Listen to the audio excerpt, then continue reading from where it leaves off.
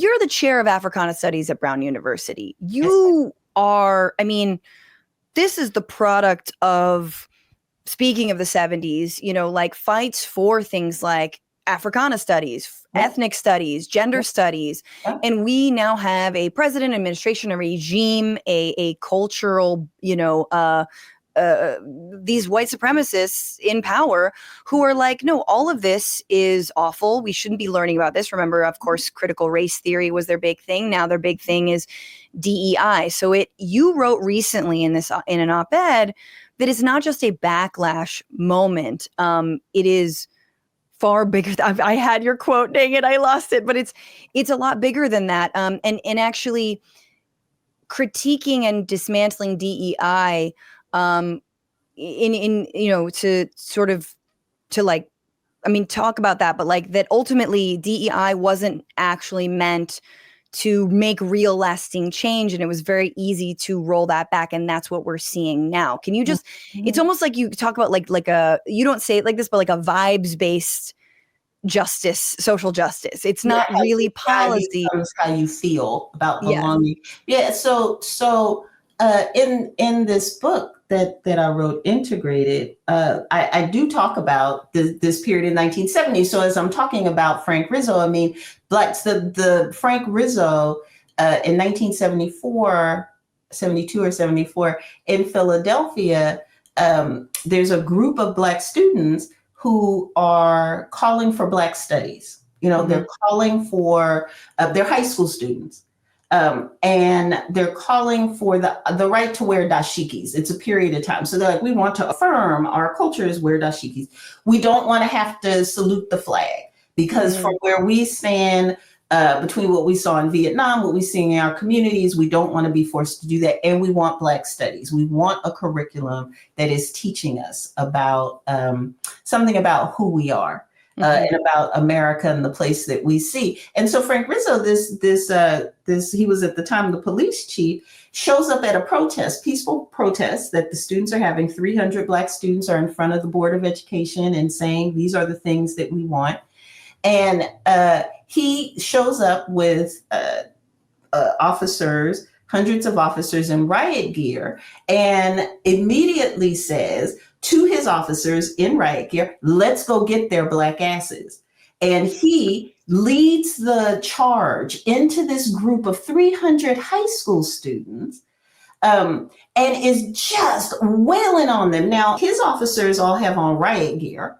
None of the students are armed. They're there getting peaceful protests, just, you know, these are the things that we want.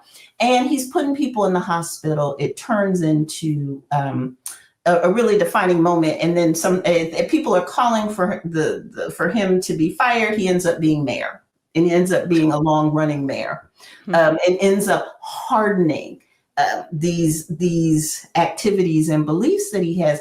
So in this period, it's still a period where Black people are making, or Black people, women, non-empowered people are making demands based on their idea that they are citizens, that there's something that the U.S. should be mindful of. Like, hey, just reminding you here, citizens with rights. We should have access to some of the same kinds of things. There should be diversity and equity and inclusion and accessibility, remembering it's almost have jobs. We should get to live where we want to. Kids should get to go to school and not be told that they can't speak their language when they're there. I mean, you know, there should be an opening of society. The point that I make in this op-ed, though, is that opening is really very much tied to a series of policies that President Johnson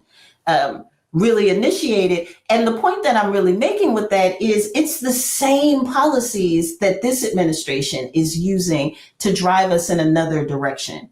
The scary thing for me there is we know that this works. Some of these policies use the massive amount of federal funding to make people do what you want them to do. So in the 1960s, 1970s, that massive amount of funding was, we want you to open up. We want you to, if you want Pell Grants, you would like the federal government to support the education, make more kids come to your university because they can now have Pell Grants that will pay for underprivileged people, under-resourced people to go.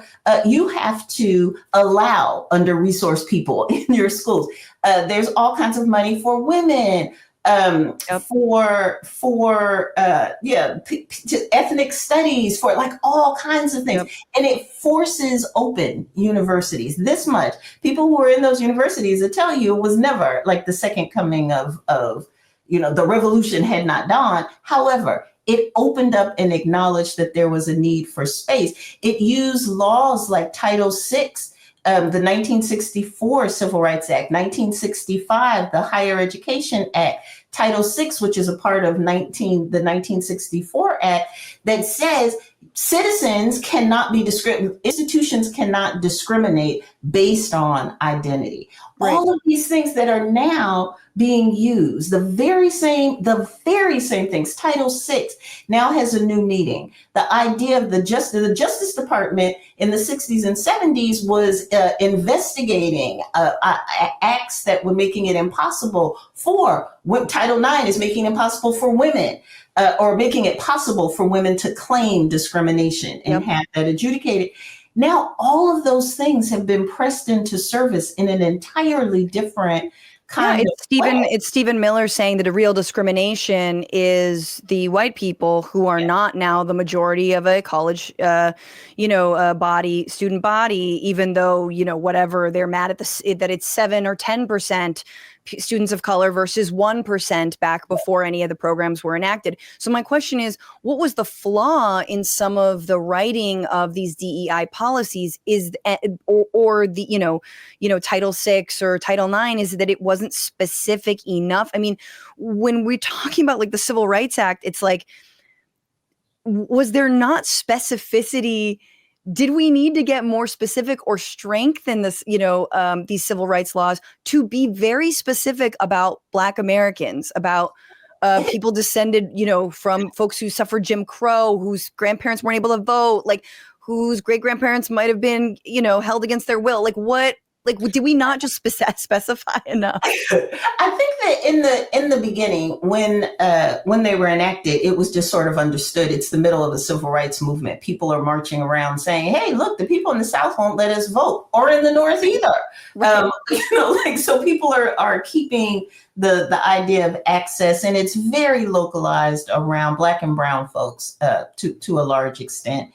You have the American Indian movement, and you have again, I'm from California, so you have the United Farm Workers who are organizing in those ways. So it's very Black and brown, and the Young Lords, yeah. Yes, and about equity and about asking the country to open up.